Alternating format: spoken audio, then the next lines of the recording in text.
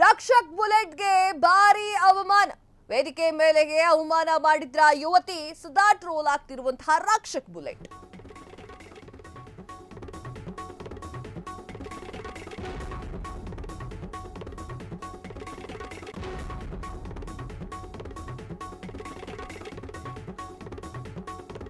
ಸದಾ troll ಆಗ್ತಿರುವಂತಹ Rakshak bullet reality ಶೋನಲ್ಲಿ ಎಲ್ಲರ ಮುಂದೆಯೇ ಅವಮಾನ. ಪದೇ ಪದೇ ಟ್ರೋಲ್ ಆಗುವಂತಹ ರಕ್ಷಕ್ಗೆ ಏನಾಯ್ತು? ಎಸ್, ರಕ್ಷಕ್ ಬುಲೆಟ್ ಪ್ರಕಾಶ್ ಅವರ ಮಗ. ಇವರಿಗೆ ಏನಾಯ್ತು? ಇವರು ಸದಾ ಟ್ರೋಲ್ ಅಲ್ಲೇ ಇರ್ತಾರೆ. ಯಾಕೆ ಟ್ರೋಲ್ ಅಲ್ಲಿ ಇರ್ತಾರೆ ಅಂತಂದ್ರೆ ಕೆಲವೊಂದಿಷ್ಟು ಡೈಲಾಗ್ಗಳು, ಅವ್ರು ಕೊಟ್ಟಿರುವಂತಹ ಕೆಲವೊಂದಿಷ್ಟು ಹೇಳಿಕೆ, ಕೆಲವೊಂದಿಷ್ಟು ಬಿಲ್ಡಪ್ ಅಂತ ಹೇಳ್ತಾರೆ ಕೆಲವೊಬ್ರು, ಗೊತ್ತಿಲ್ಲ. ಅವರ ಒಂದಿಷ್ಟು ಮಾತುಕತೆಗೆ ಅವ್ರು ಫುಲ್ ಫೇಮಸ್ ಆಗಿದ್ದಾರೆ.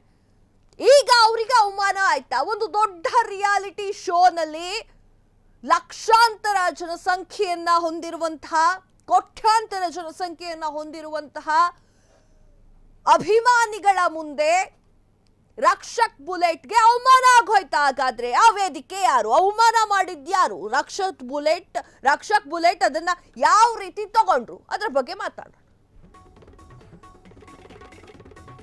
ಹೆಚ್ಚು ಬಿಲ್ಡಪ್ ಕೊಡ್ತಾರೆ ರಕ್ಷಕ್ ಬುಲೆಟ್ ಅಂತ ಕಮೆಂಟ್. ತನ್ನನ್ನು ತಾನು ಹೊಗಳುವ ಬುಲೆಟ್ ಅಂತ ಹೇಳಿ ಕಮೆಂಟ್. ಖಾಸಗಿ ಸುದ್ದಿ ವಾಹಿನಿಯ ರಿಯಾಲಿಟಿ ಶೋನಲ್ಲಿ ರಕ್ಷಕ್ಗೆ ಅವಮಾನ.